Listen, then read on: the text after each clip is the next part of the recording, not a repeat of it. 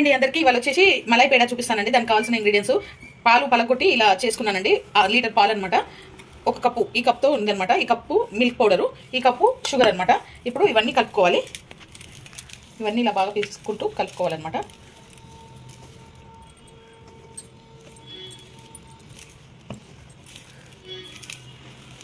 Milk powder కూడా వేసేసుకోవాలి.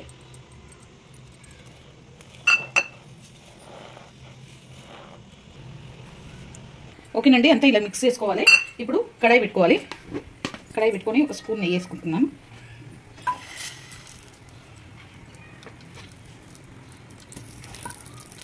Spoon నెయ్యి వేసుకొని ఇప్పుడు దీంట్లో ఇదంతా వేసేసుకోవాలి.